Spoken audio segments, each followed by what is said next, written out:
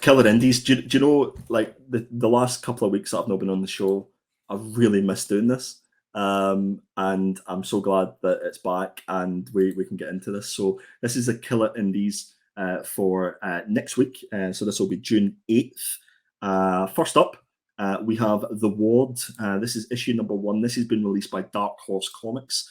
And this is written by Cavan Scott and art by Andres Ponce. And you might recognise the writer Cavan Scott. That's Cavan Scott that does all the Star Wars books. The Ward, issue number 1. St. Lilith's is a secret hospital for supernatural creatures. The personnel are overworked and the facility is underfunded. It's a place and a life Dr. Nat Reeves thought she left behind until a wounded woman with a tail appears at her doorstep. And it ends with ER meets Hellboy, and it totally sold it for me. I'm so in. I read about this one in previews, mate, a few months ago, and I was like, yeah, this one sounds cool. I just liked it because of the cover, to be fair. And I don't know why, and I think this might be because when I was a kid, I used to draw kind of human animals, like human people. So anytime I see like a massive animal character like this one, like the Minotaur style character on a book, or like a tiger character that's a human tiger, I'm in. Like, that's how you get me, mate. You put an animal human being on a front cover, I'm there every time. I don't know why. And you've got Cavan Scott doing the writing, so Cavan knows how to write a Star Wars book, and knows the characters are out of this world. So I would imagine he's going to bring that same sort of vibe over to this book. So this is definitely going to be one that I'm going to give a read. I would highly recommend you guys do so as well. But the most important thing is just make sure that you let your LCS know, because I don't know how many issues my LCS would get in of this. So just make sure that you ask for it. But yeah, that's The Ward issue number 1.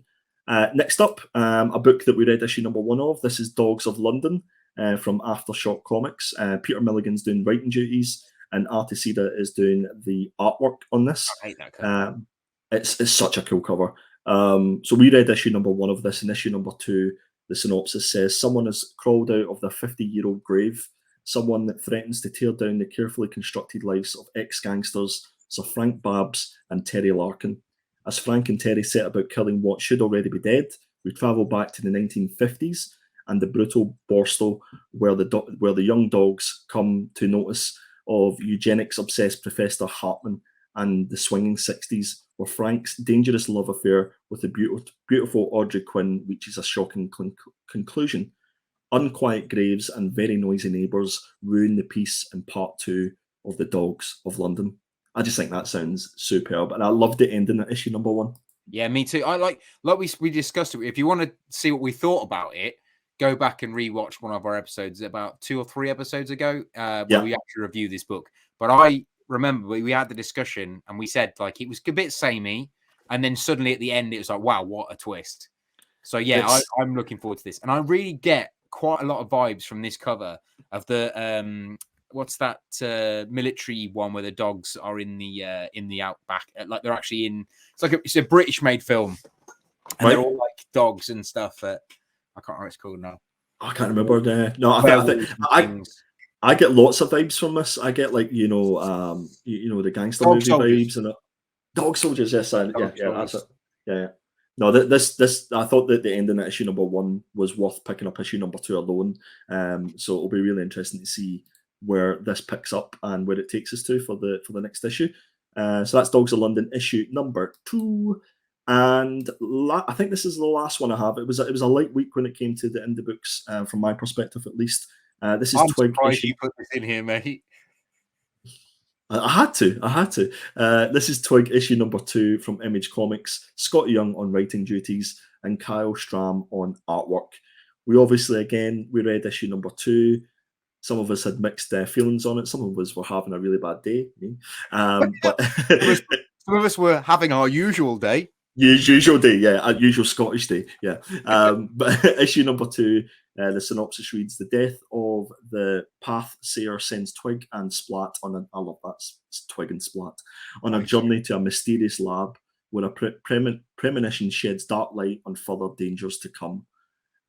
It's short and sweet with the synopsis, but again, anybody who enjoyed issue number 1 we'll definitely be picking this up. I know that you will, Tom. Oh, mate, because I've had to do my slides for the next 3 weeks because I'm not here. Well, I'm here next week, but then after that, I'm off. This is one of my picks, so sorry. That's all right. But it's you. I'll let you wear it. It's fine. Yeah, okay, mate, cool. So that was my 3 indie picks for this week. It was a short and sweet week. But again, like Tom, you can find me on Instagram at perpetual.comics and also on Twitter at Perpetual Comics. So I think I'm 10 away from 1,000 followers on Instagram, which has kind of blown my mind. But if you want to come over and give me a follow, if you've not already done so, I'd really appreciate it. I post as often as I can. Been sick the last couple of weeks, I've not, but I'm definitely going to try, a bit like Tom, to build that up and post more stuff about indie books and maybe some spec books as well. So definitely, I would definitely recommend, guys, if you're not following Andy on Instagram, I would, because he posts up some of the most like what's the best way to do it? Like comics I've never seen, I've never seen before and didn't even know existed. And he also talks about final cut-off orders and things, so it's worth going over there just to pick up those nuggets of information. And some of the stuff Andy posts about like upcoming comics that are coming out in a few months' time, and he says like this is going to be the next hot book. I can guarantee you he's 85% right or 95% right.